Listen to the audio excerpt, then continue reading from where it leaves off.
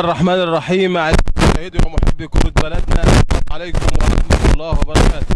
أهلا وسهلا بكم في مباراة هامة من مباريات المجموعة الأولى بدوري القسم الثاني، ولقاء يجمع بين نادي شبان قنا صاحب الأرض والملعب والجمهور ونادي أسوان. مباراة هامة اليوم تحدد بشكل كبير سيناريو وشكل المنافسة والصاعدين إلى دورة الترقي. نادي أسوان يدخل هذا اللقاء وهو في المركز الرابع ورصيده 43 نقطة. أيضا نادي شبان قنا على ملعبه في هذا اللقاء يدافع عن تاريخه وعن كبريائه. هذا النادي من أعرق أندية الصعيد. لقاء اليوم لقاء هام جدا جدا، لقاء خارج التوقعات، لقاء يقبل كل الاحتمالات. فوز نادي شبان قنا النهارده وارد جدا جدا، فوز نادي اسوان النهارده ايضا وارد جدا جدا، تعادل الفريقين ايضا وارد النهارده في هذا اللقاء.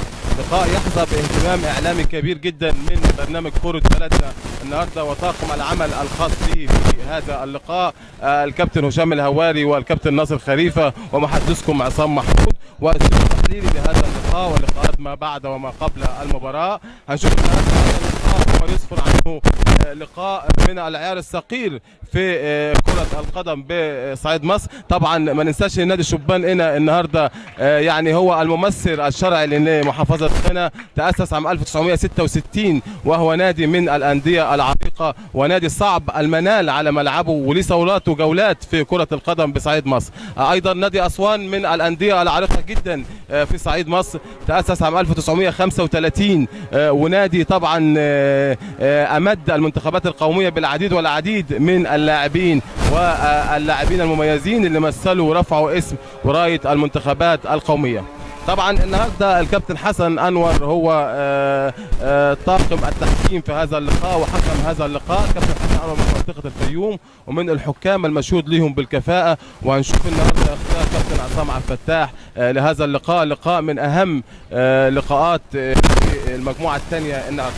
بيمثل نادي شبان النهارده صاحب الارض والملعب والجمهور شادي سمير رقم 30 لحراسه المرمى، وعبد الرحمن احمد واحمد ثابت واحمد محمد ثلاثي الدفاع، حسن سعد رقم 12، ياسين محمود رقم 6، احمد كمال 18، محمد عادل 14، ومحمد حجاج 13، ومصطفى نصر طاية 21، وعبد الرحمن محمد رقم 9.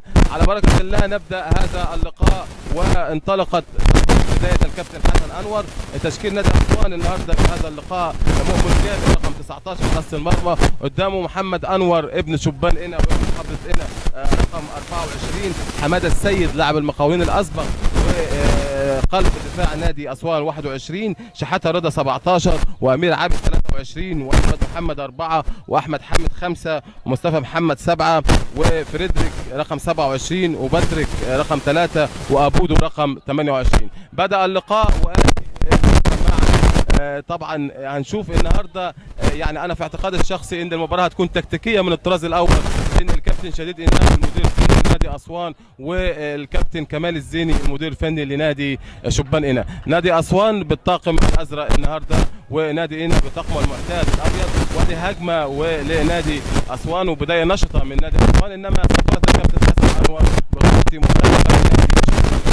اذا نادي اسوان بدايه يعني بادئ طبعا لعبته